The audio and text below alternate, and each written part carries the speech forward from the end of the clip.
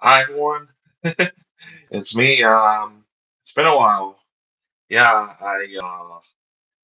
I'm glad that I I'm doing a lot of things right now. So um, excuse me for the moments. Trying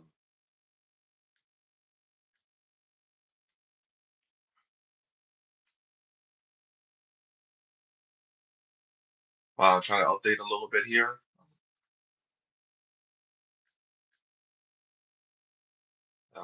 I'm trying to do like a coherent with the NASA broadcast right now. I was also watching another broadcast a little earlier with the Nintendo video game company. So because they released a stream of like Nintendo games and everything like that. So it's really cool to see that. I also play video games as well, so from time to time. So yeah, yeah, as a person going for engineering, yeah, it's like yeah, video games. But yeah, it doesn't matter. I mean, it's fine. So I was also watching that as well in the meanwhile and so forth. So yeah, this is me doing my little broadcast thing, and I'm gonna do a little bit more update. Uh,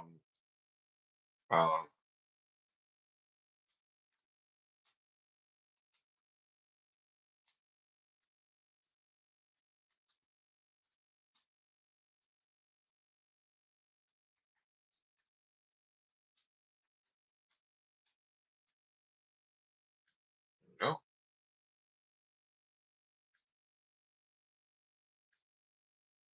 And yeah, I'm also great to see you, Monica. I'm glad to see you there. Um, yeah, yeah. Oh, sorry.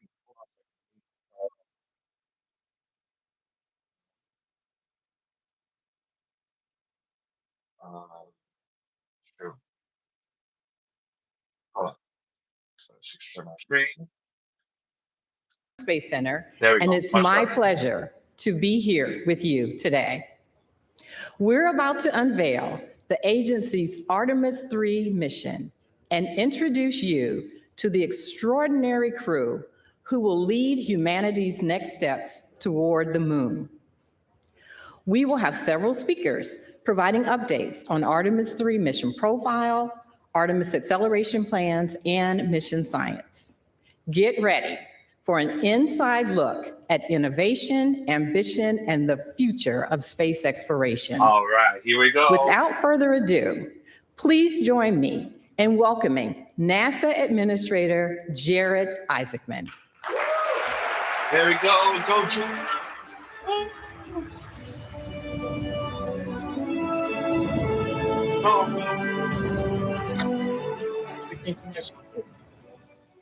Thank you, Vanessa. I am so grateful to be here with all of you as we discuss the Artemis program and announce the 4 astronauts who will undertake this very exciting mission. I want to take a moment to acknowledge the leadership of President Donald Trump, the incredible bipartisan support from Congress, our international partners, including the European Space Agency Director, General Josef Aschbacher, Italian Consul General Mauro Lorenzi, and the talent across all NASA centers and the most technologically advanced aerospace industry in the world. All of you are contributing meaningfully to this undertaking and helping us achieve what is such a daring and inspiring and world-changing endeavor. We are returning to the moon, a grand adventure back to the lunar surface to build a moon base, and to do so for all of its scientific, its economic potential, and to master the skills for where we will inevitably go next. There we go.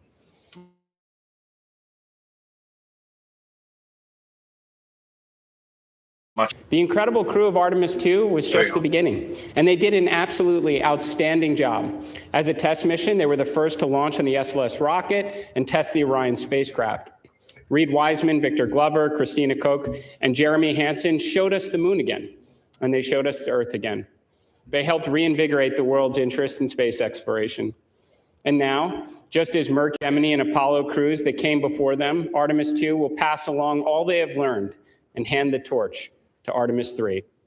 Over the next year, they will train for their mission, ensure the lessons learned from the prior crew are implemented, and assist in the development of the landers and operational procedures that will be necessary for their colleagues on future Artemis missions.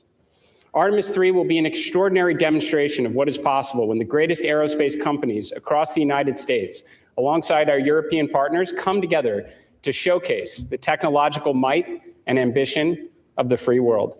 When their training and development are complete, these 4 astronauts will strap into their spacecraft. You will witness the contributions of Boeing, United Launch Alliance, Lockheed Martin, Northrop Grumman, L3 Harris, and Airbus, and many others come together as the SLS rocket ignites the Artemis III crew and sends them into low Earth orbit.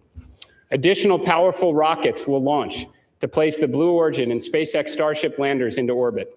Throughout the duration of the Artemis III mission, these astronauts will continue to test the Orion spacecraft. They will rendezvous and dock with the Blue Origin lander, and then again with the SpaceX lander. Think about how many spacecraft, all of which will eventually carry human beings, will be in orbit at the same time. From Dragon, Shenzhou, Soyuz, possibly Starliner, Starship, and Blue Origin landers. This seems like the beginning of the future that we imagined as children. This seems like the very beginning of Earth's first Starfleet to me.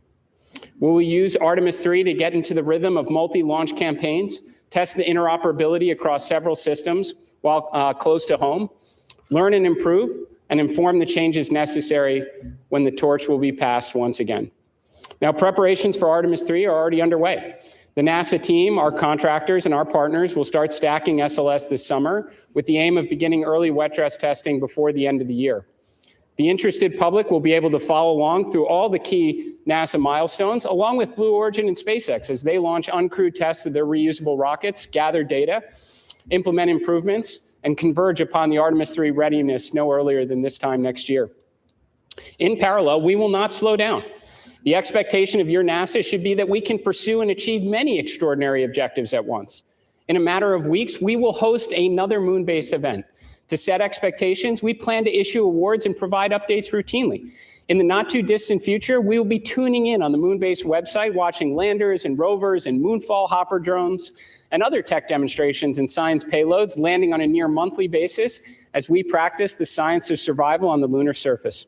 Alongside industry and our Artemis Accords partners, we will experiment with power, navigation, surface mobility, communications, and other critical systems as we learn what does and does not work in the extreme environment of the lunar South Pole. Now, coming up later this summer, America's next great exploration asset, the Nancy Grace Roman Space Telescope, will launch and venture out nearly 1 million miles into space with the aim of further unlocking the secrets of the universe. And there are further big science missions like Near-Earth Object Surveyor, Rosalind Franklin, and Dragonfly coming up on deck. Now, to realize the spacefaring future, we will work tirelessly to ignite an orbital and someday, perhaps even a lunar economy, working alongside industry to usher in the first commercial space stations. In the months ahead, we will invest in high-temperature materials, power conversion, radiators, advanced space structures, and assemble the first fission-powered interplanetary spacecraft. Before the end of 2028, we will launch the first mission of what should be many more to follow as SR-1 Freedom finally gets America underway on nuclear power in space and delivers the Skyfall payload to Mars. The X-59 team is already past the sound barrier, and we are well on our way to rebuilding the X-plane portfolio with greater investment in faster and higher capabilities as we aim to blur the line between in and out of atmospheric flight. As I've said many times, your NASA team will not sit on the sidelines and wait for all these exciting initiatives to be realized. We are embedding SMEs across the supply chain, doing the kind of engineering and building necessary to deliver the outcomes only NASA is capable of achieving. We can do this all while the Artemis III crew prepare for and undertake their important mission, while the rest of the astronaut corps plan for their missions ahead, including the vital work on the International Space Station. The NASA astronauts, alongside our international partners and tens of thousands of the best and brightest across the agency and industry, are ushering in the golden age of discovery. They are carrying forward the hopes and dreams of the next generation, just as the Apollo astronauts did for so many of us. When Gene Cernan left the lunar surface on Apollo 17, he said, "We leave as we came, and God willing, we shall return with peace and hope for all mankind." Now, it's taken a little bit longer than he may have imagined, but we are returning, and we do so with the experience of Apollo, the lessons of Artemis II, the crew now of Artemis III, and the promise of what lies ahead, and our collective effort to build out humanity's first outpost on another world. So to the Artemis III crew, we wish you Godspeed on the journey ahead. You carry the fire of exploration from generations past, the confidence of this agency, and the support of this nation, and the dreams of millions who will be cheering you on, knowing that what others believe to be impossible happens to be what we do best here at NASA. So ladies and gentlemen, welcome to the Artemis generation. And now I'll turn it over to Jeremy Parsons for an Artemis III update.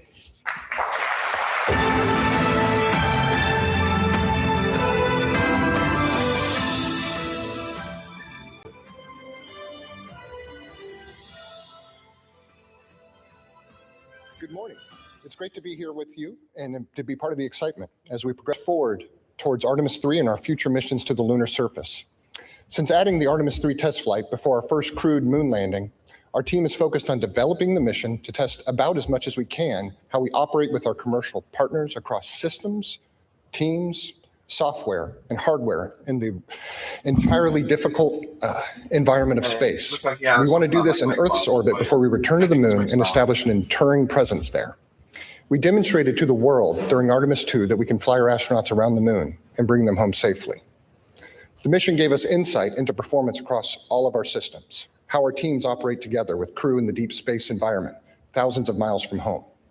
That is why we do test flights. We learned. We found things we needed to improve, and our teams are already hard at work solving those issues to make Orion even more capable. Across the Artemis II campaign, one of the biggest things we demonstrated is that testing like we fly puts us in the best position for success. Artemis III is an opportunity to take those lessons and apply them. It enables us to test in space how we will fly on future missions. As the first crewed Artemis mission with commercial spacecraft, this test flight will enable us to prove we can carry out highly choreographed operations with our partners across hardware, interfaces, software, propulsion systems, and life support elements, with crew in the high-stakes space environment. Are we able to launch in sequence with our partners across multiple launch pads and meet up at precise points in space? How do our spacecraft designed and built across NASA and different partners operate together in an integrated way in an unforgiving environment? We will learn how to fly these new spacecraft with new software, new life support systems. Every aspect of Artemis III will give us insight into how to refine our plans for Artemis IV and beyond and buy down risk. The mission, together with the uncrewed lander demonstrations to the moon, is specifically designed and targeted to the most significant risk for a lunar landing. We have many partners involved in making Artemis III successful, and while we recognize there are questions about how Blue Origin's recent anomaly impacts our plans, setbacks are a learning opportunity. We are confident that New Glenn will be ready for Artemis III, together with Blue Origin, but NASA is stepping in and bringing all of our expertise and capabilities to bear. We are working hand in hand with them to meet our commitments to return our nation to the moon. Let me assure you, NASA is taking an active role with all of our partners, contractors, and vendors to help solve the problems that are here today and ensure the right outcomes are achieved. These companies have unparalleled access not only to our agency experts, but also to our test facilities, launch support, technology development at all of the NASA centers across the country. Fundamentally, our approach to Artemis III will remain the same. We will use this mission to reduce risk for our future crewed moon missions with lander test articles from both Blue Origin and SpaceX to ensure we will beat China back to the moon. So we've talked about accelerating the Artemis cadence, and so I wanted to share with you a little about how the pieces of Artemis III are coming together. Our partners are making great progress in lander development. SpaceX's recent flight of its version 3 Starship demonstrated key aspects of their architecture and lander designs, and they are already applying those lessons to their next flight test. Blue Origin's Mark I lander recently completed vacuum testing here at Johnson Space Center. We have a training cabin that's been set up. Astronauts are actively working through that training. The Orion Crew Module and its European-built service module are on track to be integrated together this summer, including the new docking system, which will fly for the first time on Artemis III. Our improved heat shield has been fully inspected and is ready to be installed. We are going to bring updated communication technologies to our missions, including adding optical communication to the spacecraft to improve our data exchange between Orion and the ground. We expect that to enhance what the public can see during the mission. Look at that. This is so cool. SLS core stage processing is well underway inside the Vehicle Assembly Building at Kennedy Space Center. It arrived there in April, and teams have already mated the 2 segments of the core stage and will install the 4 RS-25 engines later this summer. Design and fabrication of a spacer that will replace the upper stage on Artemis III because we're flying in low Earth orbit, is already in fabrication at NASA's Marshall Space Flight Center in Alabama. And for the ground systems, when we talk about acceleration, one of the best examples I've seen is that just 17 days after the launch of Artemis II, the mobile launcher was back in the vehicle assembly building, well underway with refurbishment and preparations for stacking. All right, Our teams are here we getting ready go. too. The launch team at Kennedy Space Center began conducting launch countdown simulations in May, which include practicing procedures to load propellant into SLS, as well as for launch countdown. At Johnson, mission segments are being simulated and crew training is well underway. Our spacesuit provider, Axiom Space, is making great progress as well. We have suit testing ongoing regularly at the Neutral Buoyancy Lab down the road here in Houston. Pressure garments worn under the suit are fully assembled and undergoing testing, and the components of the suit's primary life support system are in hand and being integrated. We are going to fly the spacesuit aboard the International Space Station to check it out in 2027, and we will perform hardware interface checkouts on at least one lander in a spacesuit during Artemis III. Again, this is an area where NASA is taking an active hand. We want to accelerate these deliveries, this hardware, and we're embedding NASA engineers across the board with Axiom and with partners in order to yank schedules to the left. All of this culminates in a mission where for Artemis III, the hardware is real, and we are going to begin stacking SLS rocket hardware this summer. This fall, we plan to roll out a shortened SLS stack with Orion on top. We want to test improved cryogenic seals and put our launch team through their paces, keep the training proficiency up. With an increased mission cadence, we're bringing everything we can to ramp up production and drive supply chain improvements across the key components of Artemis and across the United States. We are also moving aggressively to implement modifications to Orion that enable a broader range of lunar missions after Artemis III. This includes looking how Orion can rendezvous in Earth orbit with Starship and use that ship to push Orion to a lunar orbit. So I shared where the hardware is, but let me talk a little bit more about what we expect Artemis III to look like. Artemis III is an incredibly exciting, complicated, and highly coordinated multi-launch campaign. It's going to happen in a short period of time with 3 of the world's most powerful rockets. It will begin with the launch of Blue Origin's lander test article, which can loiter up into space for up to 90 days. This gives us flexibility to launch our crew of 4 and Orion on the powerful Space Launch System launched from Kennedy Space Center in Florida. The crew will fly their journey in low Earth orbit on a circular trajectory around Earth. Orion and the Blue Origin lander design will rendezvous in space, spending about 2 days in docked operations, conducting test technology demonstrations, including inside of Blue Origin spacecraft. More importantly, we intend to dock, perform integrated stack control, have crew cross the hatch, operate the lander, and get critical test of the life support systems that can only be done in space. This gives our teams key information on systems the lunar lander crew will depend on in an environment close to home versus 4+ days away around the moon. After docked operations, Orion will detach and await Starship. SpaceX's Starship lander test article will launch and meet up with Orion and our crew. Orion and Starship will dock, be connected together for about a day before the crew transitions to preparations for returning home, splashing down in the Pacific Ocean to a waiting recovery team made up of the U.S. Navy and NASA. Back then. In total, we expect the mission to last around 2 weeks. This mission is deliberately designed to take calculated risks so that future crews will be safer and ultimately successful when we put boots on the lunar surface. The complexity of our integrated operations across multiple launches, spacecraft, rendezvous, docking is greater in many ways than Artemis II. NASA, together with our partners, thrives in these challenging situations. Each of us are coming together for success. Human spaceflight is not for those who want to chart an easy course, but every decision we make about Artemis III will be informed about how it can help us ensure our mission success for the lunar surface. Artemis II reminded the world what we can do when we move together with clarity, discipline, and shared purpose. What the world saw was a successful mission.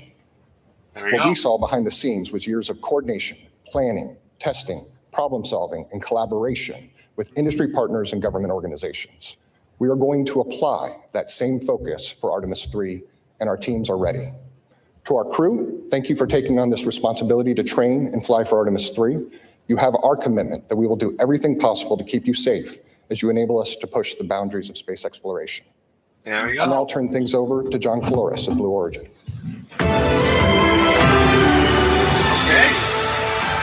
Happy to see that.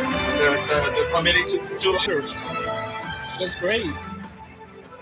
I'm happy. I'm very happy for this. Thank you. As you know, we had a significant anomaly at our Launch Complex 36A on May 28th. The response from NASA, our partners, and customers has been extraordinary. We're making excellent progress on the investigation and pad cleanup. We'll begin rebuilding once cleanup is complete, while continuing construction at Launch Complex 36B. Blue Origin's lunar engineering and production teams are continuing the pace for production of Mark 1 landers for Moonbase and for Artemis vehicles, with multiple serial numbers in build. Mark 1 serial number 1 testing will conclude soon and will be ready for launch this year. The mission will demonstrate key components of our Artemis landers, such as our BE-7 engine. Artemis III is a major step that fills important objectives prior to our uncrewed landing on the moon in 2028, followed by our landing of astronauts that same year. On this mission, NASA and Blue Origin will demonstrate rendezvous, docking, hatch operations, ingress, and life support systems in low Earth orbit. That's hatching for. This will allow the crew to gain familiarity with our lunar crew module and even practice operations such as suit donning in zero gravity. That is basically. Manufacturing is well underway on the Artemis III Mark II lunar crew module, our storable reaction control system, our docking systems, and our environmental control and life support system. Our factories are running around-the-clock shifts in a responsible manner. Our vertical integration capabilities continue to produce hardware that feeds the production floor. We work very closely with NASA on engineering and testing support with more to come. We expect to complete the vehicle for Artemis III and be ready for launch in 2027. Blue Origin is very motivated to be part of the journey of returning humans to the moon. We've redoubled our efforts and are moving forward. I'm thrilled that we're just moments away from announcing NASA's Artemis III crew. I'd like to also say that the moon is the 8th continent, and we will measure ourselves not only by our successes, but how we respond to setbacks. With that, I'd like to introduce my friend, Jessica Jensen from SpaceX. Oh, okay. Now the SpaceX comes. At least with Blue Origin, I'm happy for them. I'm very happy to continue going forward. And that's Good great. morning, everyone. I'm Jessica Jensen, and on behalf of SpaceX, I want to first say early congratulations to the astronauts who will get to fly on this awesome mission next year. And thank you for the critical role you're about to play in pushing humanity forward. I also want to say that SpaceX is incredibly honored, as always, to continue to be a part of NASA's most critical missions as we all work together to establish a permanent human presence on the moon. I'm here today to give an update on Starship's development towards Artemis III and Artemis IV. Okay, here we go. We've made substantial progress towards developing Starship and preparing for the NASA HLS missions. We just flew our 12th flight test and successfully debuted version 3 or V3 of the Starship and Super Heavy booster, along with the new Raptor 3 engines and a new launch pad, all of which were developed through years of ground and flight testing. We are currently building several ships and boosters in parallel at Starbase, and we are actively building out 3 more Starship launch pads in Florida and Texas. We believe this, combined with full reusability, is going to lead to unprecedented launch rates and achieving aircraft-like operations, which has always been our goal. The V3 design of Starship is planned to be the vehicle for propellant transfer, our uncrewed missions to the moon, and for the HLS crewed lunar landing. Our HLS design and operations leverage years of proven experience from our NASA crew and cargo missions to the space station, from our high flight rate on Falcon 9, which is currently once every 2.5 days, and from reusability of Falcon fairings and boosters. Additionally, the docking hardware we're using for HLS is nearly identical to what we use currently on Dragon, and many of the rendezvous and proximity sensors that we're going to use for prop transfer and HLS have been flying on Dragon missions for many years. We're also actively building our first flight fidelity Starship HLS cabin at Starbase. The primary structure is assembled and prepared to be outfitted with key functional systems like avionics, power, life support systems, and more to come in the next few months. Later this year, we are targeting our in-space ship-to-ship propellant transfer demonstration. This is a core technology that will enable Starship to land humans and massive amounts of cargo on the moon. Then next year, we'll support Artemis III and the planned rendezvous and docking with Orion in low Earth orbit. For that mission, we're going to be using a V3 vehicle off the line with an added docking adapter. Oh. We are also marching towards our V3 Starship uncrewed lunar landing. This is another HLS milestone that will further demonstrate propellant aggregation in space and also a safe and autonomous landing on the surface of the moon. Then looking ahead to Artemis IV, we're continuing to develop all the crewed systems and certification necessary for the safe landing and return of astronauts to Orion. We have an updated plan with NASA that includes docking Starship with Orion in Earth orbit instead of NRHO, and then we use Starship to actually do the translunar injection with Orion attached. And it will send them both to low lunar orbit before the landing.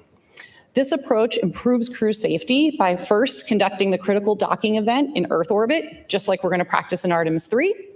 And the crew can also abort off the lunar surface nearly any time versus waiting up to days from NRHO. In addition to improving crew safety, these new Artemis IV orbits also significantly lower the amount of propellant Starship needs to aggregate in space, since we now just have a more direct route to the moon.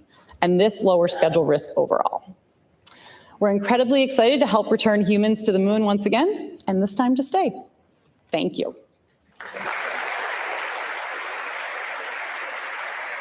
I thought they're going to do it here. They're going to do it. And now I will turn it over to Dr. Nikki Fox, That's perfect. head of NASA Science. And she's going to talk about Artemis III science.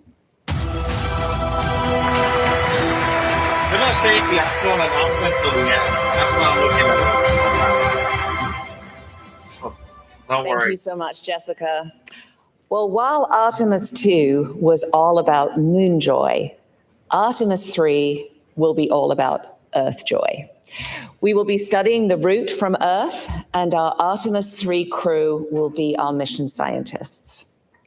Since Artemis III is a technical mission, the science we will be doing will look just a little bit different. We will study Earth's atmosphere, the environment around Orion during the mission, and the impact of space's influence within the Orion capsule. We're going to use this flight to buy down our risk for landed missions by developing our science processes, procedures, and readiness specifically for Orion to ensure the health and safety of our astronauts and spacecraft for our future Artemis missions.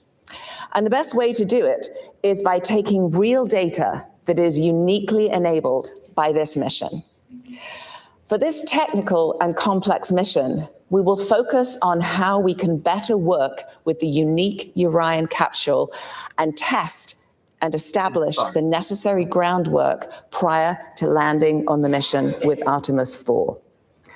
With Artemis III, we will initiate the preparation phase of packing our interplanetary survival guide with the necessary knowledge, equipment, and roadmap needed to plant astronaut boots back on the lunar surface to stay. Think of it this way. If you're going on a road trip, you need to know before you go ahead of time and prepare with a game plan, not just for your destination, but for driving through all of the states in between. Weather. Will there be bad weather? Is your car ready for the trip? What do you need to pack for maximum comfort? And most importantly, will it all actually fit into the car? Leading SMD's Artemis III science team is Dr. Barbara Cohen. Barbara's team will be gathering the necessary information now so we can be ready for Artemis IV to begin that sustained presence on the lunar surface. Now, I know you all saw the joy of the science team during Artemis II. During Artemis III, we are continuing that great work to build up our scientist corps who will support future Artemis missions. By nailing down our processes now, we will be ready to hit the lunar surface running, saving time and space on Orion, and above all, squeezing out every drop of the critical science opportunities we have before us to make future missions a success. They will be collecting unique science that cannot be done elsewhere. Now, one way we'll be doing this is we'll be doing an observation campaign of the dynamic phenomena on the Earth, on our sun, and around the environment in space from Orion by using the processes that we developed for Artemis II. Having the Artemis III crew observe the Earth will be another great exercise for our teams to help guide the observations in a similar way on the Moon. These methods were adapted from the crew Earth observations proven already aboard the International Space Station. We will be focused particularly on understanding our Earth's atmosphere and the space environment in and around Orion through their observations. By observing Earth's atmosphere and how space weather impacts it, we can better understand how to protect the critical space-based technology there and all of that we rely on, as well as our future astronaut crews traveling through that region. To better predict how the sun will impact our atmosphere and also Orion, we have to not only look at our closest star, but we also have to look back at the Earth's atmosphere itself. Although the astronauts are not leaving the protective jacket of Earth's magnetosphere during this mission, future Artemis crews traveling to and exploring on the Moon and Mars will operate well outside Earth's magnetosphere and will be exposed to the harshest elements of deep space, including radiation. Now, this makes space weather research all the more vital as we move forward on the Artemis program, and our NASA space weather stations situated in strategic locations across our solar system are absolutely ready. When the sun triggers space weather events, the conditions in Earth's atmosphere can increase drag on the spacecraft. Now, this friction-like force pushes back against the vehicle, gradually draining its orbital energy and causing it to lose altitude over time, a process that we call orbital decay. This drag is highly sensitive to solar activity. So by analyzing atmospheric behavior, we can gain insight into different conditions by looking at how the atmosphere slows Orion down at different points in its flight. Understanding the environment outside Orion will also inform us of what future science instruments we could put on the outside of that vehicle. We're also using our ground-based assets across the world to look at Orion in low Earth orbit. And this is an opportunity that was not possible during the Artemis II mission due to the very quick time they spent in LEO. We are also characterizing the Orion capsule itself. We are going to initiate processes for Artemis contamination control and contamination knowledge by bringing samples out of Orion back to curation so we can identify and evaluate the environment within for our astronaut crew and for our future lunar samples. This will help us remove any background noise that may return with our lunar samples so we can subtract it out of the characterization of the samples and really get to the core of what they are. We will be doing all of this while also studying how our crew safely live and operate in space and within the Orion capsule, thereby ensuring future mission success. Now, we're still at the beginning with our planning for science, so stay tuned as there will be more exciting science yet to ride along with Artemis III. I am extremely excited for NASA to build upon the success of Artemis II and then Artemis III and to explore more of the moon, to build that sustained presence and to build our moon base to prepare for the next giant leap, human exploration of Mars. All while we lead the world doing paradigm-shifting science. At NASA, science enables exploration, and exploration enables science. And NASA Science is honored to take our part in the Artemis generation. And with that, I am delighted to hand it back to Administrator Isaacman. All right. All right, there's my boy. There's my boy, Jerry Isaacman. What's up,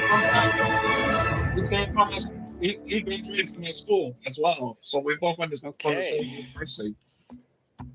So you want to find out who the astronauts are? All right. Well, thank you, Jeremy, John, Jessica, and Nikki for providing these incredible updates.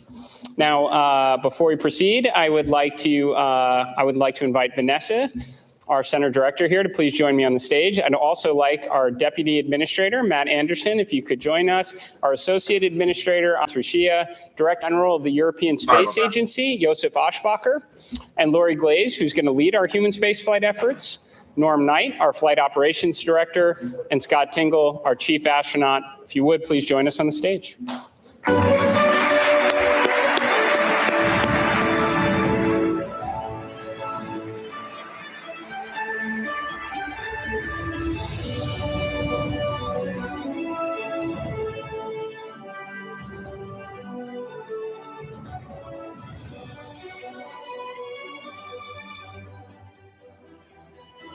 Now, alongside the prime crew, we have a backup crew member who will train shoulder to shoulder with them to ensure mission readiness and continuity.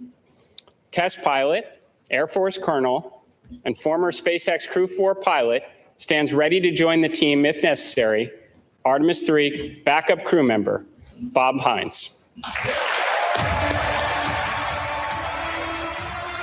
Okay, congrats.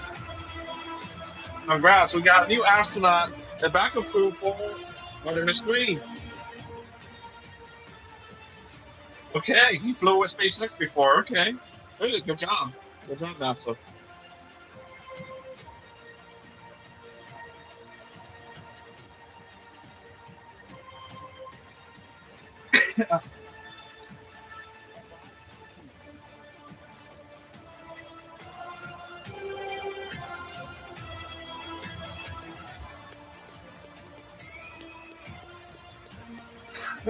Yeah. Now, Bob has logged 170 days in space across 2 ISS expeditions and can step into any role needed on this mission. Now, moving on to our mission specialist for Artemis III, test engineer and Coast Guard Reserve Commander, making his first space flight, mission specialist, Andre Douglas.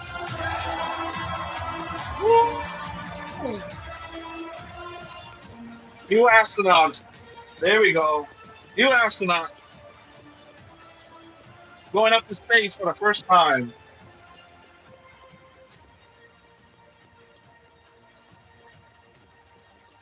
All right, we got someone new to come in. Yes, yes. Awesome. Good to see you, man.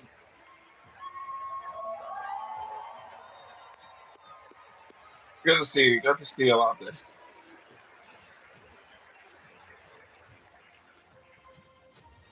And we have Army Black Hawk helicopter pilot, family medicine physician, and record-setting astronaut, mission specialist, Colonel Frank Rubio. All right, we got a new mission specialist.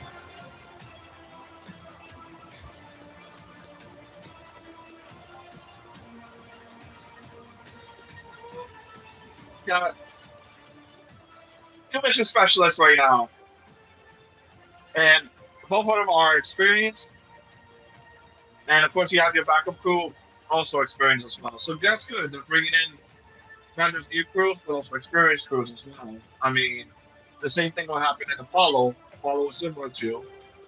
They have different crews, experienced, and of course newbies that were coming into light.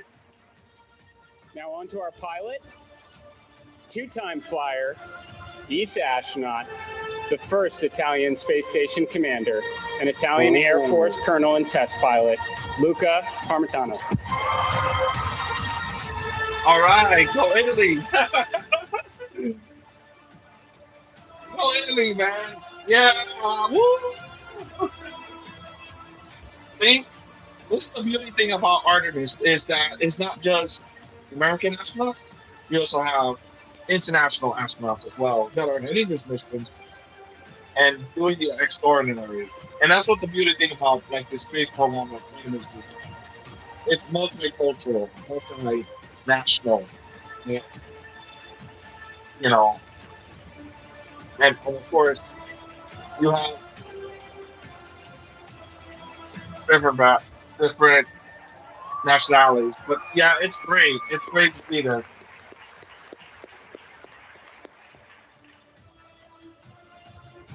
Now to our commander, two-time astronaut, former space station commander, Marine Corps colonel, and test pilot with more than 7,000 flight hours, Artemis III commander, Randy Bresnik. All right. There we go. You got your crew. You got your crew. This crew. We got 4 Americans, 1 Italian. And Italian's a pilot. He's a test pilot. I mean, that's incredible. There's like, yeah, 3 Americans and 1 Canadian. So why not? You know?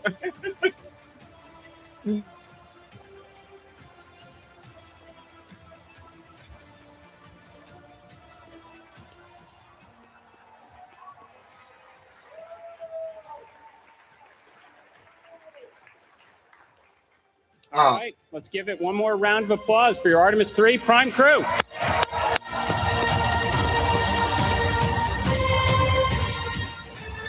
Congrats. Congrats. I'm happy.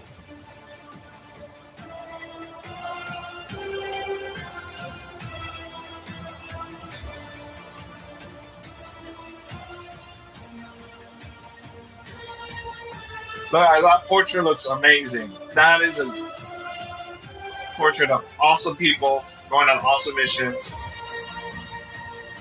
and doing the extraordinary, incredible stuff.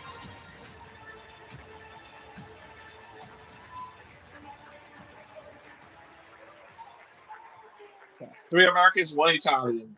That is amazing. Randy, Luca, Frank, and Andre, I am excited to welcome you as the next crew in the Artemis journey to successfully return to the moon, this time to stay. This mission will be one of the most complex that NASA has undertaken, and we are counting on your courage and your dedication in fulfilling this critical role. It also underscores the importance of both international and commercial collaboration. This crew is comprised of astronauts from NASA and ESA, and they will train together to develop their expertise in multiple spacecraft from our commercial partners. All of this while working hand in hand with the flight control team that works tirelessly to manage risk, ensure crew safety, and of course, mission success. This multifaceted integration demonstrates that we will go farther faster when we go together. As the Director of Flight Operations, I have the opportunity to get to know every astronaut as well as many of the team members that support our missions and other critical integral roles. These integrated teams are the backbone of the mission, working as a single entity to accomplish the mission objectives while aligning to crew and vehicle safety. I would also like to thank the families of our astronauts and those of our team members who provide the support that allow us to accomplish these ambitious goals for our country and humanity. To simply say, I am encouraged, I'm inspired, and I'm filled with hope when I think of this mission and the teams associated with it. To the Artemis III crew, each of you possess a unique background, and your vast experience and unwavering dedication to NASA's mission enables you to help make us and take this next great step in space exploration. I am proud to work alongside you as we make our mark on history. This mission begins now, and it will conclude with your safe return to Houston, where you will be reunited with your families. Now, I'm honored to turn it over to Mission Specialist Andre Douglas.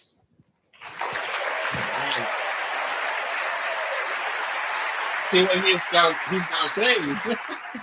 Must be exciting. Wow. What an amazing day it is today. My brain, it is going a mile a minute right now, but my heart, it is so warm. It is so full. And I can't thank everybody who's been along with my journey, but I got a few tonight I got to give a shout out to. So Mom, thank you so much for believing in me, This whole time, all these years, you prayed for me, you thought about me, and I'll always appreciate that. And Dad, that work ethic that you showed, I was trying to emulate you. You. Thank you so much. Oh, by the way, happy early Father's Day. There we go. That's good. That's a good way to say it. Good And see to you all. Rachel, my lovely wife, thank you, babe. The support you've given is unwavering. It has been a lot. What a journey. I'm so glad you're on this journey with us. It's just amazing. You're amazing. Couldn't have done it without you. I love you so much.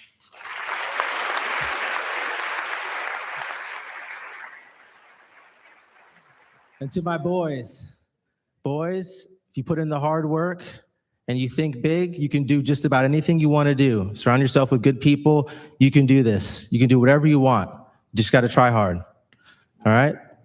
So I don't have enough time to go through everybody out there, but we really appreciate you guys supporting us. This mission is going to be fantastic. What an excellent crew. Very proud to serve with these gentlemen. Very fine crew. And go Artemis, go NASA. All right. I like Andre. He's cool. Very humble guy. Thanks, Trey. Well said. And wow is the right word. What an incredible blessing and an honor it is to be standing here representing all of you. And I'd just like to take a quick second to say thank you, first and foremost, to my wife and our 4 amazing kids. Thank you for your sense of adventure and your resiliency. You guys have made all of this possible. To our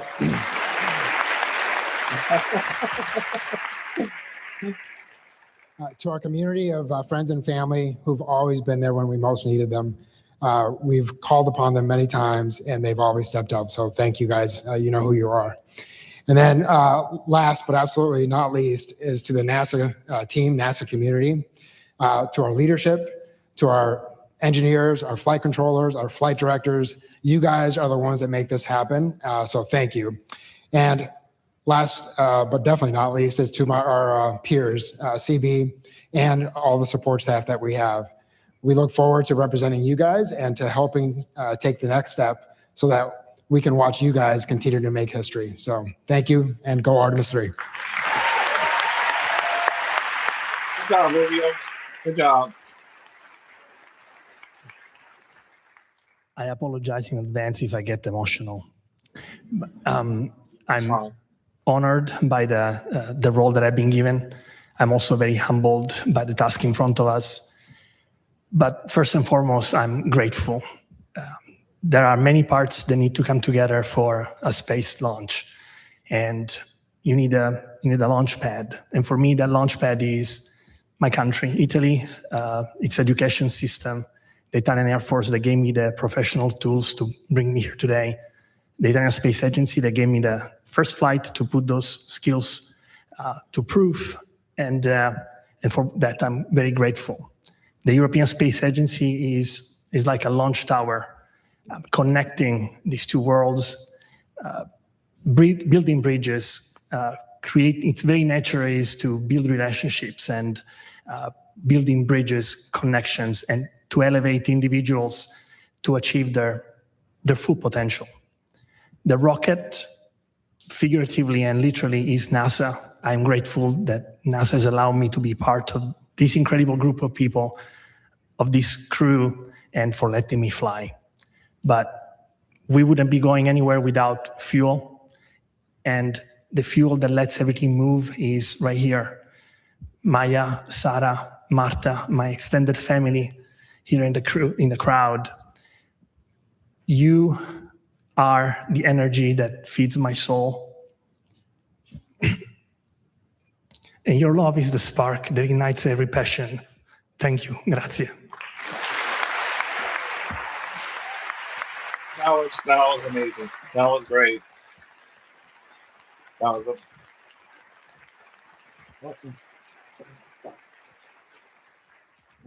I'll echo the amazing words of my colleagues. Wow. It is an honor and a blessing to be a part of such a stellar crew. I must also say thanks to our spouses and our families. Without their support and sacrifice, we would not be standing up here before you right now. To my wife, Rebecca, you're the love of my life, my rock, thank you. And it's the... That's great. That's great.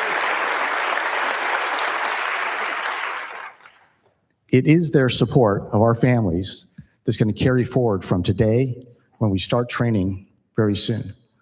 Carry us all the way to when we launch off Earth until we are returned to them safely after splashdown back here on planet Earth. Would also like to thank the Astronaut Office leadership, Flight Operations Directorate, and the NASA Johnson Space Center leadership for the opportunity to represent the astronaut corps and every single person in NASA, ESA, our industry partners, our international partners, whose blood, sweat, and tears, okay, hopefully not blood, and very few tears, but their collective effort will lift all of us up on that SLS rocket when we hit launch day and carry us through the mission. We'd also like to thank NASA leadership and our ESA leadership for the opportunity to represent all of humanity from this spaceship Earth that we will carry forward into the Artemis as we execute this Artemis mission, extending human spaceflight into the future and exploring the cosmos. Now, spaceflight is hard, and that's why the most important Artemis mission will always be the next Artemis mission, where we are doing flight tests on every single flight, incrementally determining the flight envelope, expanding it, proving out capabilities, and making the operational procedures that we have more and more precise. Because every single mission we will do after this will be more challenging and more complex. We are certainly humbled as a crew to be able to be your crew that executes this Artemis III mission in space, being that unifying link between the phenomenal Artemis II mission we just had 2 months ago and the Artemis IV mission that will follow ours, where we will again be the first to land humans on another celestial body, that celestial body being our neighbor in the sky at night, the moon. Thank you. That was beautiful. That was great. Happy to hear. In the words of the crew, wow. That was truly special. Thank you, Artemis III crew. Hearing from each of you has inspired everyone supporting this mission across the globe. We're all in. This mission is going to captivate the world and bring us Earth joy. Let's look ahead at what's in store for Artemis III. Okay. All right, 4 astronauts.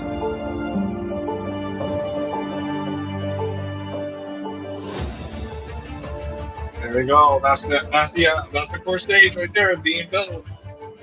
Now is you're gonna be the new spaceman.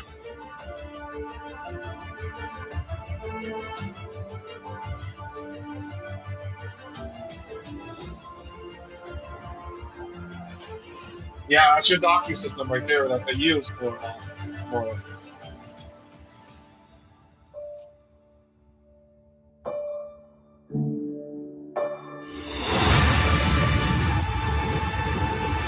Three launches. We got a new plan and station and SLS. I mean, three.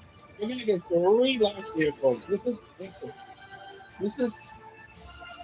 as I say, absolute cinema.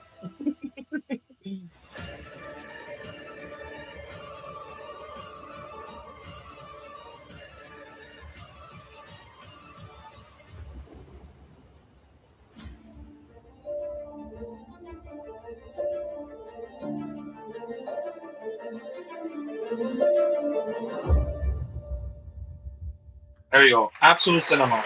There you go.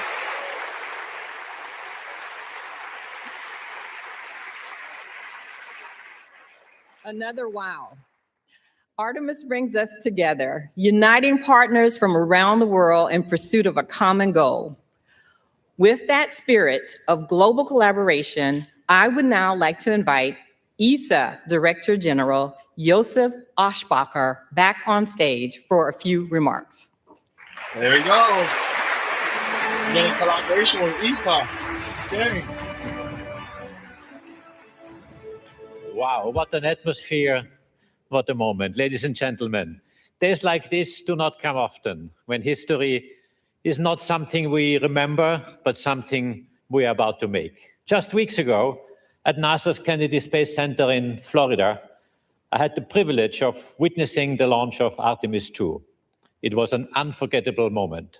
Artemis III will be a different mission, but no less remarkable. Mm-hmm. Before anyone sets foot on the moon, someone has to make that possible. That responsibility now rests first and foremost with NASA, but also with the crew we are honoring today. The crew will test what has never been tested at this level. You will take a system of extraordinary complexity and make it work as one. In many ways, you are unlocking the lunar landing itself. And for us at ESA, there is real pride in knowing that alongside the NASA commander, a European astronaut will also be at the controls of this mission. ESA and NASA do more than cooperate. We build dreams and spacecraft together. The European Service Module carries Orion forward into orbit to the moon. Shared ambition made tangible in hardware. And on Artemis III, our partnership is in the capsule as well. It's Luca, a test pilot by training with 2 missions to space, a commander of the International Space Station. He has seen spaceflight from every angle that matters. Colonel in the Italian Air Force, combat ready, qualified, highly decorated, a proud father of 2 daughters. And he has been tested. During a spacewalk early in his career, his helmet began to fill with water, a dangerous situation by any standard. He handled it with calm and clarity and brought himself back safely. That tells you more about an astronaut than any CV ever could. Luca is precise, composed, and determined. Yes, I'm sure he brings a touch of Italian ease to the cockpit.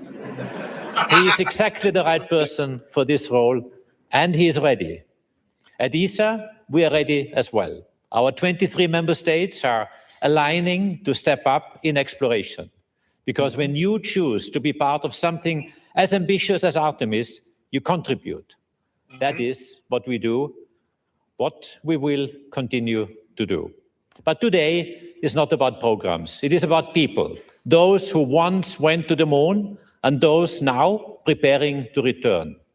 To Jared, to NASA, to the United States of America, thank you for your leadership and thank you for your partnership.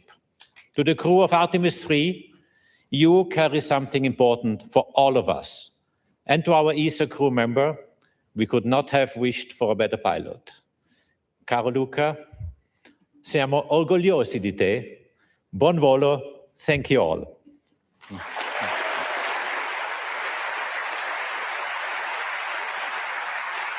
Beautiful, beautiful. Thank you, ESA. Thank you. Thank you, ESA Director General Oshbacher. Let's now take a look at some special messages recorded by Senator Ted Cruz, Chairman of the Commerce, Science, and Transportation Committee, and Representative Brian Babin, Chairman of the House Science, Space, and Technology Committee. Okay, here we go. Let's see what Congratulations on being chosen for the Artemis III mission. It's a big damn deal. Following the extraordinary success of Artemis II, America has entered a bold new era of space exploration and discovery. Under the leadership of Administrator Jared Isaacman, NASA is paving the way for humanity's return to the moon and beyond. As the chairman of the Senate Commerce Committee, I've been proud to author or co-author nearly every major piece of space legislation in the last 14 years. I've led the fight to advance the NASA Authorization Act and secured landmark investments in the Working Families Tax Cut Act to ensure the future of Artemis is bright, robust, and enduring. Now this crew, each of you, will turn those investments into reality. At a time of growing competition with China in space, this mission will strengthen America's leadership, expand our economy, and help secure a lasting American lunar presence. When America commits to a mission, we lead and we succeed. You will make our nation proud. Thank you for your commitment to this great nation's space program, and may God continue to bless the United States of America. Hi, everybody. Congressman Brian Babin, congratulations to the Artemis III crew. Following the successful mission of Artemis II, your selection marks another historic milestone in America's return to deep space. Each Artemis mission builds upon the last one, and the mission ahead is a critical next step as we prepare to return humans to the lunar surface and lay the foundation for a sustained presence on the moon alongside our international partners.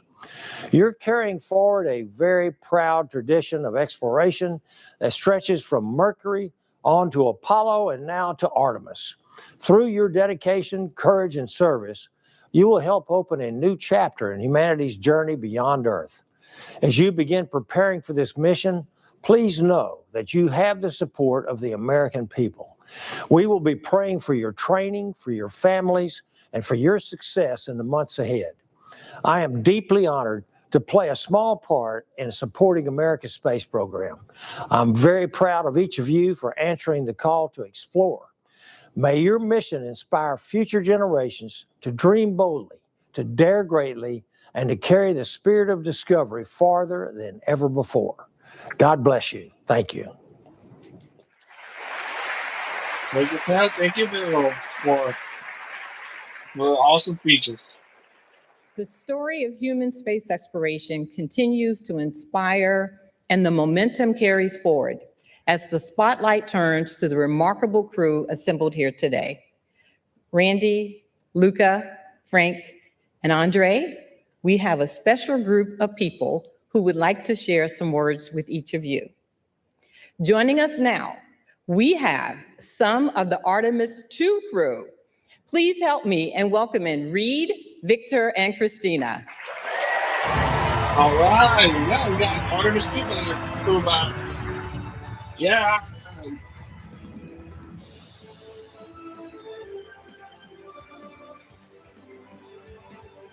It's great to see them back again.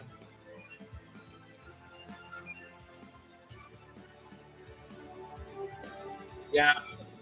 I don't think Canadian astronaut could join. I don't know if he's there or not. He's probably there. Okay.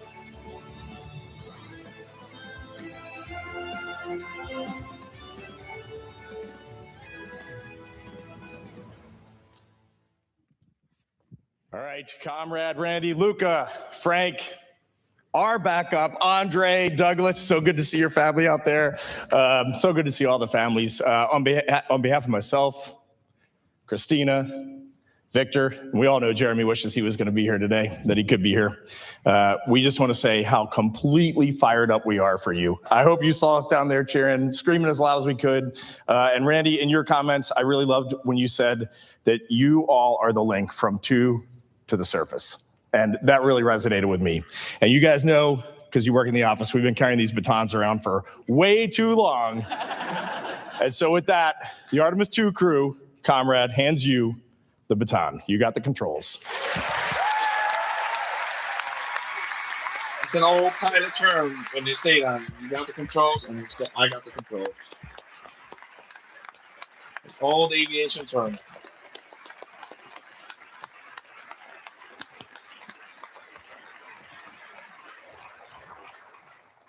I know all of us are very touched by the thoughtful symbolism of the passing of the baton.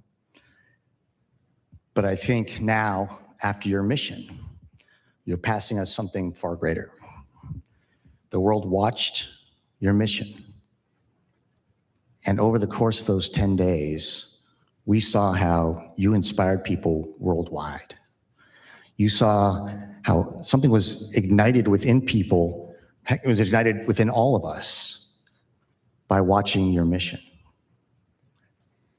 While this may look like just a baton, right now it's in my hand, it feels like this big flaming, Olympic torch that you, Reed, Christina, Victor, and Jeremy lit.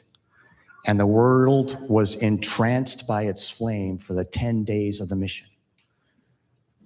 We, the Artemis III crew, are honored to be able to carry this torch forward, to be able to execute our mission, to make that flame burn brighter and pass it on.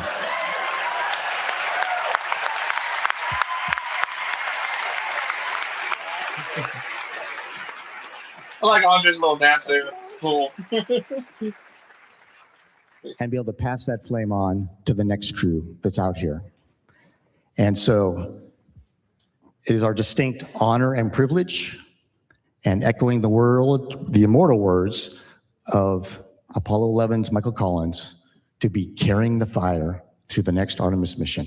Thank you.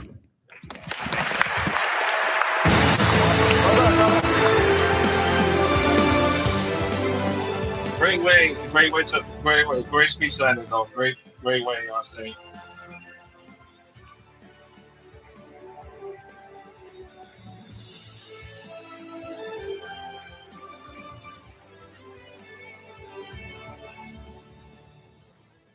What an incredible moment.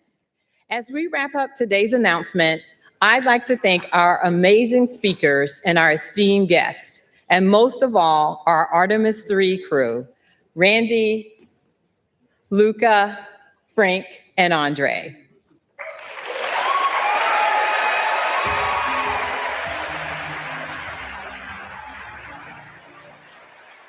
I think they're going to be a great crew. They're going to be an awesome crew. I'll leave my thoughts a little bit after the stream, after the NASA testing. Before I send it.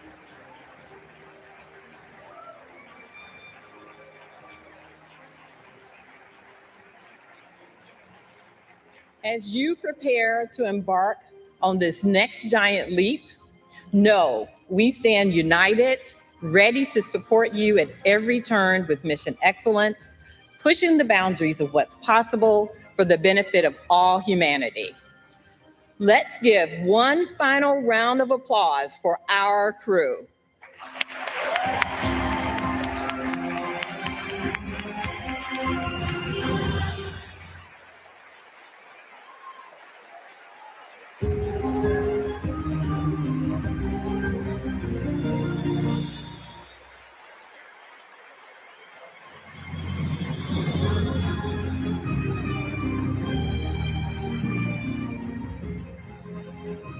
What a great presentation. What a great way of doing it. Great way to inspire people.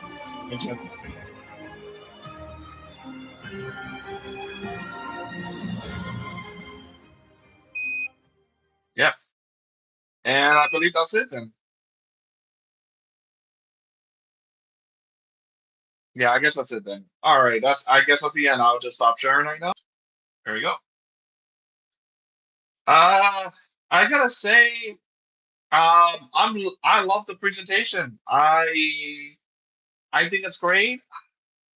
Congrats to the 4 astronauts now. They're gonna be flying to Artemis 3. It's gonna be a very bold mission. Despite it being on Earth orbit, there's still gonna be a lot of experiments, a lot of testing they have to do with these vehicles. And it's going to be very, very, very, very exciting because we're not just only getting one launch, we're getting not just 2 launches, we're getting 3 launches. And they're not going to happen all at the same time. They're going to happen in sequence forms. So, like they mentioned They mentioned the new blend is probably going to go up first, and then they're going to have SLS, and then they're going to have Starship going up. So those are like they're going to be the three things. Now, I know you all might be saying, we're what about what happened to the launch pad that blew up in a couple of days ago, or like a week ago, as of this recording? Like they said in the broadcast, they're going to rebuild, and they're building another launch pad, so they're going to have two launch pads. So that way, in case something goes wrong with one, they still have the other one for it. NASA back in the '60s, they designed two launch pads. They built two launch pads, 39A and 39B, and it was supposed to be a lot 39C back then, but they decided to scale it back to two launches, two launch pads. That's what it was during Apollo. Now with Artemis, there's a lot of more companies now. There's a lot more launch cadence now from many different companies, especially SpaceX and others that are launching more commonly and so forth. We didn't have that back then with Apollo. We built NASA and its partners built everything all into one major launch vehicle with all the components into one launch vehicle itself. So it's very different from what it was back then to what it is now. Now you have so many different companies that are doing things that are building not just the missions for Artemis, but also for other clients and other missions that they're doing for other things. So you have a diversity now for space in general. So this is what's called like the space economy. I know I'm getting more into deep on this, but this is great. I'm happy for it. I am beyond happy with the four astronauts. I think they're gonna be great. My favorite so far of the four that I've seen is probably Andre. And if you go back a little bit, I did like the little bit. I cheered her for him a lot because he seemed to be pretty cool, and I like his speech as well. So he seems to be like one of my favorites so far. And all the others are great too. Rubio's great. The Italian astronaut's great too. It's great to see Isa collaborating with Artemis.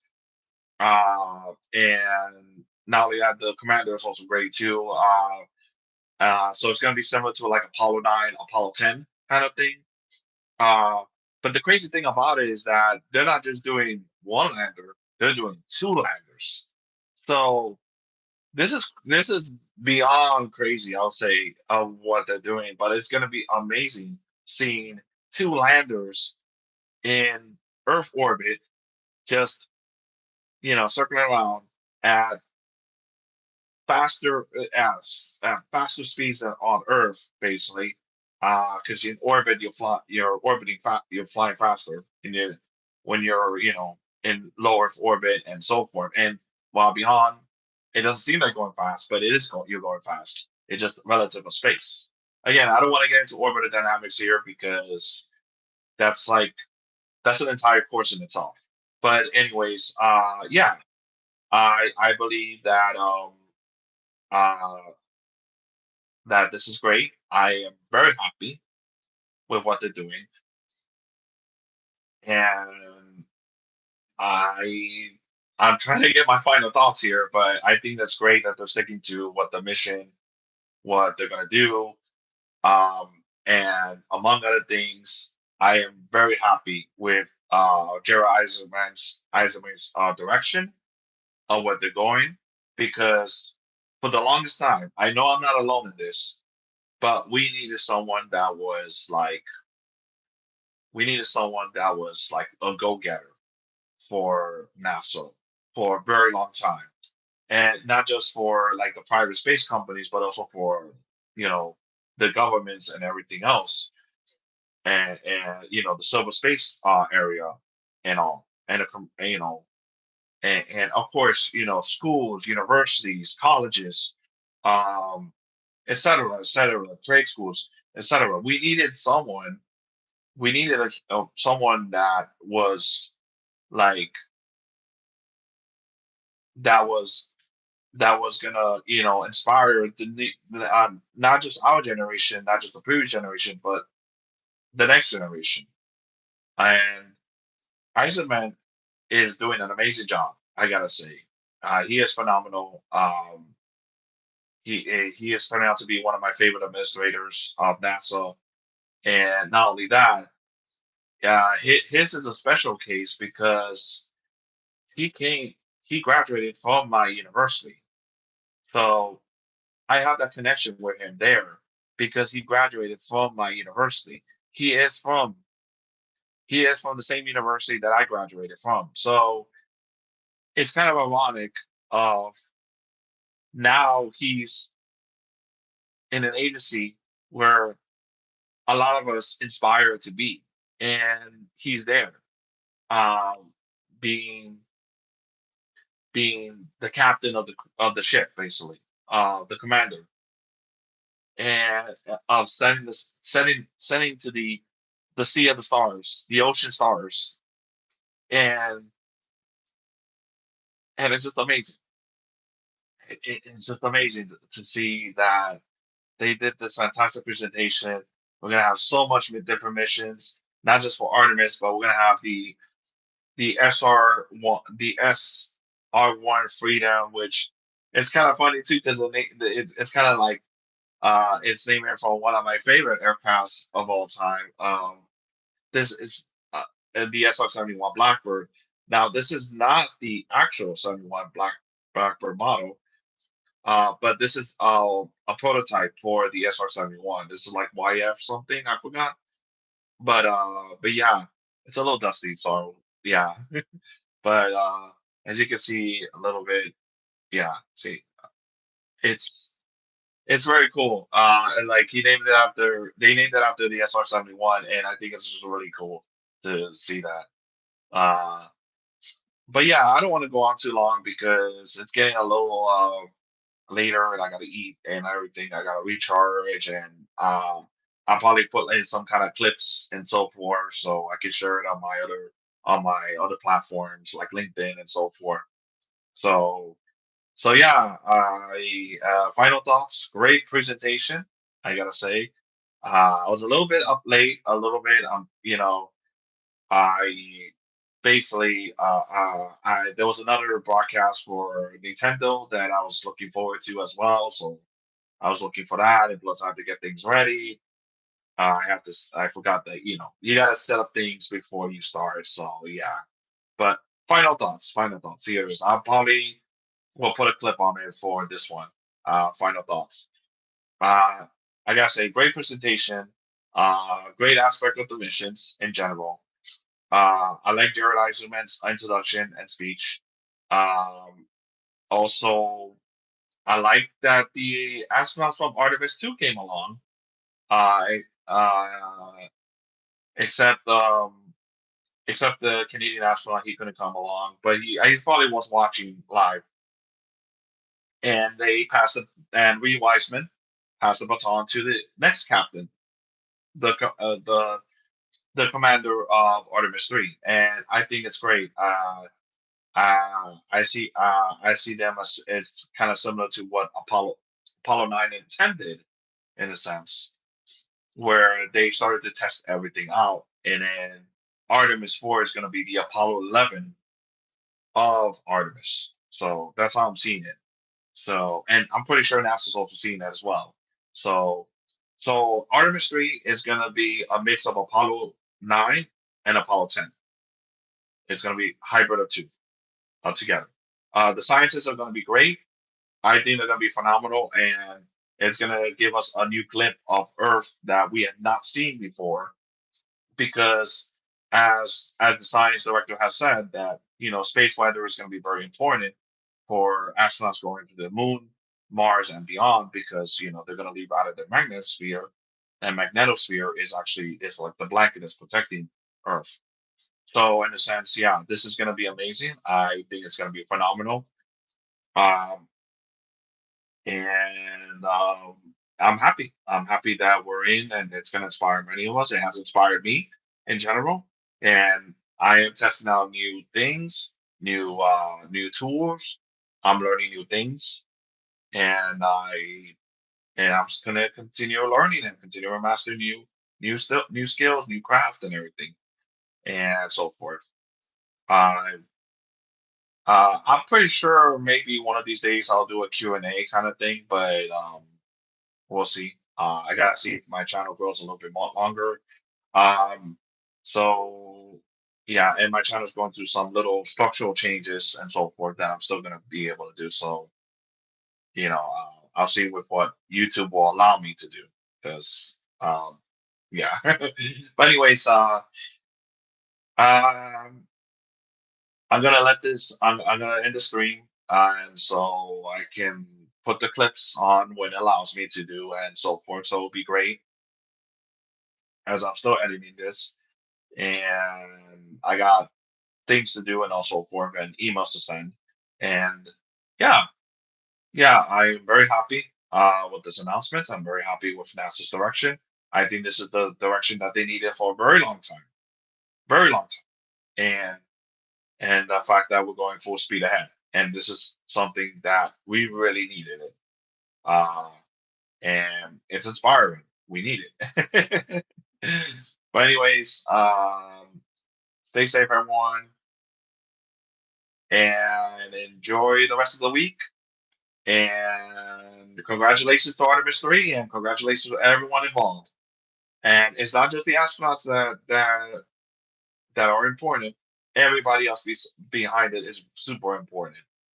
Your flight directors, your engineers, your technicians, your managers, your production supports, your engineering support group, your PR teams, your QAs, etc., etc. Everybody's involved in it.